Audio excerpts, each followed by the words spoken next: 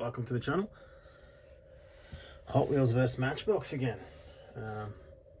This time the FD RX7, a JDM legend.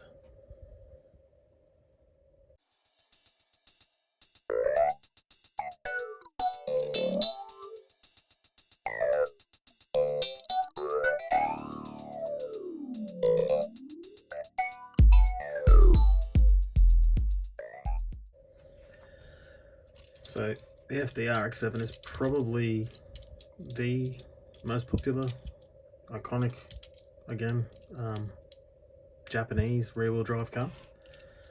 I wouldn't say car in general, just because the GDR is probably the biggest JDM icon or legend.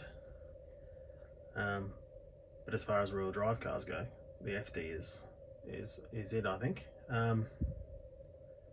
Before Fast and Furious though, most of us Aussies especially got to know the FD RX7 from Bathurst, where it dominated our endurance races for the production cars, beat the Porsche and the others, did it pretty easy as well. Probably could have done another race, they say, and we got to see all the advertising and everything for that, and that was I guess, as far as Japanese cars go, in Australia especially, that was our introduction to the Mazda FD RX7. Now after that, generations after that, maybe Fast and Furious. And then obviously the internet came along and we all got to find out about all kinds of Japanese cars. So let's compare the Hot Wheels and the Matchbox again. We are comparing the cheapest of the Diecast here. I have firstly the Hot Wheels, which is, this one's in second-hand condition. I stole it out of the kids' toy box. I only have carded cars at the moment, or FDs at the moment. So yeah, this is a pretty cool casting.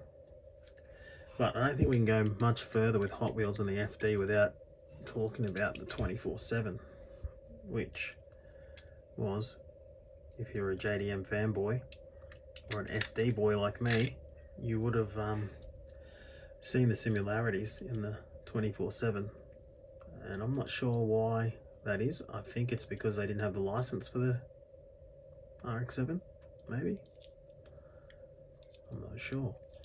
But once they did cast this one in recent years, the similarities were very apparent. Like the window, the glass. There's a lot of things on these cars which I think would almost be interchangeable. That's a bit of Hot Wheels history, I guess. But yeah, this is basically what you had when you couldn't get an FD in diecast, in the cheaper diecast, especially here in Australia. We don't have that many retailers that sell anything else besides Hot Wheels and Matchbox, especially back in the day. Nowadays, obviously a bit better. I guess you'd buy international if you're serious. So yeah, this is the FD that Hot Wheels decided to make. I don't know why they both, Hot Wheels and Matchbox, are built, not built on, but designed around the first gen FD, but they are, which isn't the most popular. Later on, the later models, later versions of the FD are way more popular. The early ones had a quirky front bumper.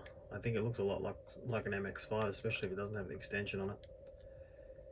It's definitely more of an old school look rather than a modern Japanese car at the time. But anyway, this casting, yeah, it's been modified to death, I think, by diecast customizers, and it's got some pretty cool details, and I do really like this casting. It's one of these cars that might not be 100% right, but you look at it and it definitely looks like an RX7. I mean, I get to look at a real one as much as I want. I've got one in the garage, and this kind of, it's got the right waistline, rear bumper, the overhangs are really good. I think this is a really good casting. I've done some weird colours and wheels, and that's pretty normal, I guess. I think the first one was blue, wasn't it? Which, you know, was kind of cool because it was the same colour as my car. Well, blue. What FD isn't blue? Especially here in Australia. You can't go past a blue FD, I guess. So, the only real option we had to collect an FD in the cheaper diecast cars was Matchbox. And these weren't that popular either. They weren't easy to get even when they were new. This is actually a factory Matchbox paint job. As terrible as it looks, and for whatever reason, I don't know. Maybe there's an FD out there that is painted like this and they copied it. It kind of looks like a test paint. But comparing these two castings, the Matchbox, I mean, it doesn't even have tail lights. They're not even there. It's not like the casting got older and they went away. I mean, it's just not there. Same as the front bumper, it's missing a lot of detail. And then around the windows, they're very weird, very quirky. I'll use the black one just because it's easier without that stupid two-tone paint job. But around the window's opened up too much.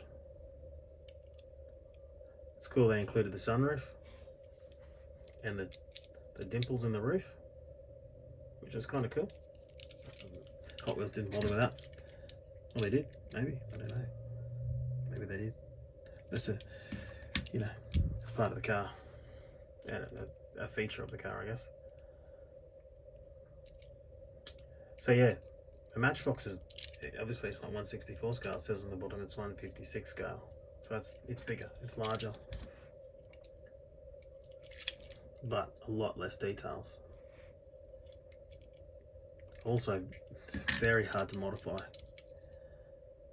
without, just gonna look like crap really. You'll have to do something about the tail lights. You can see there's file marks from Matchbox in the bumper bar, just to show how bad that casting must have been at the rear.